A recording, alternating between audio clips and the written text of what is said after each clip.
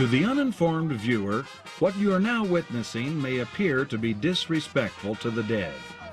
To the Malagasy, on the other hand, it is actually a sign of deep reverence for their departed loved ones.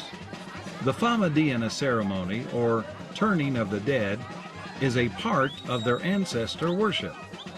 They believe that the only way the living can have access to God is through the intercession of the spirits of their departed relatives, who are in God's presence. In the Famadiana ceremony, dead bodies are exhumed, followed by a time of celebration with family members and friends. This is done in order to keep the dead ones happy and pleased. The belief is that if the ancestors are kept happy, they will be more likely to make intercession to God for the ones still living. Every phase of the Malagasy culture is touched by this belief. In many cases, men will not accept employment in another part of the country because it would mean being far from his departed ancestors.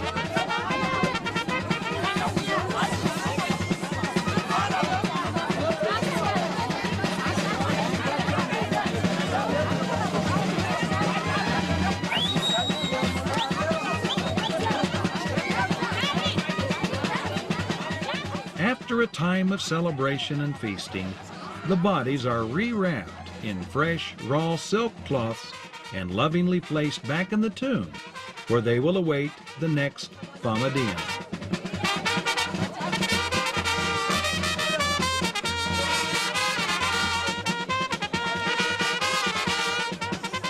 The Famadiana ceremony is generally carried out over a 2-day period. On the morning of the first day, an animal, generally a cow or water buffalo, is sacrificed. Blood from the sacrifice is saved to be used by the family a year later.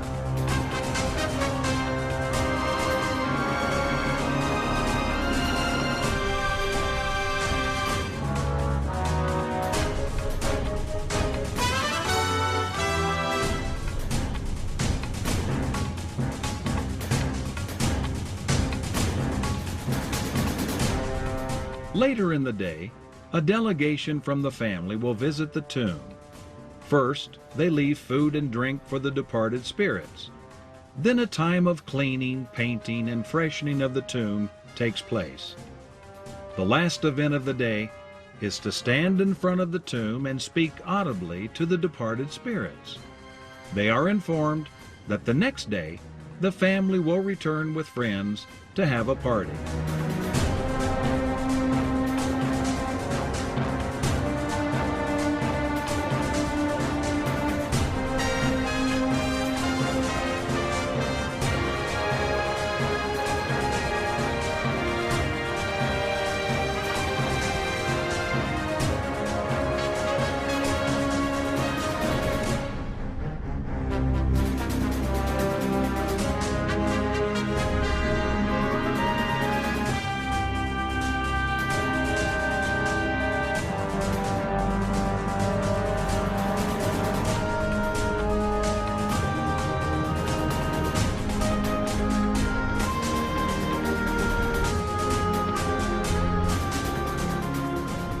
Day 2 opens with a great celebration.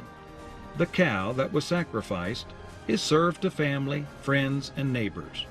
Meanwhile, on the outside, the party has already begun. A band has been hired that will accompany the crowd to the tomb, where the party will reach a fever pitch. Alcohol flows freely during the entire time of celebration.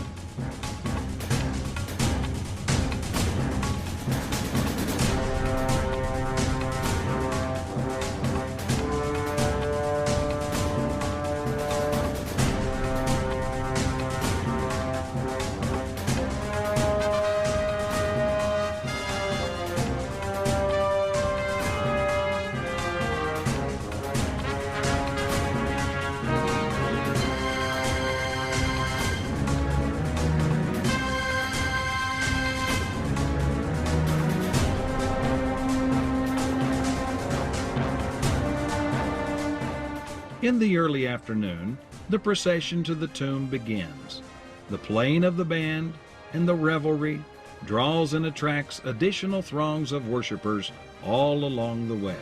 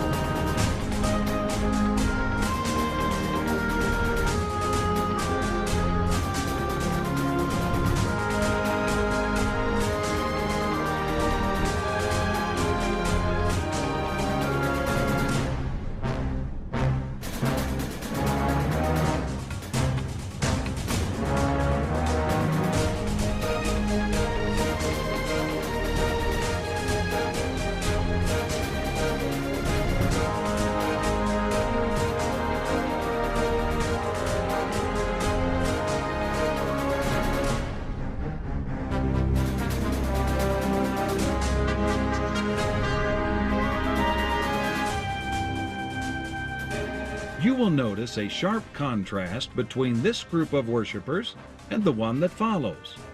The one that follows has been set free from a tradition that bound and chained them in fetters. They have found unhindered access to the one who died but rose again. They have been truly brought from death to life.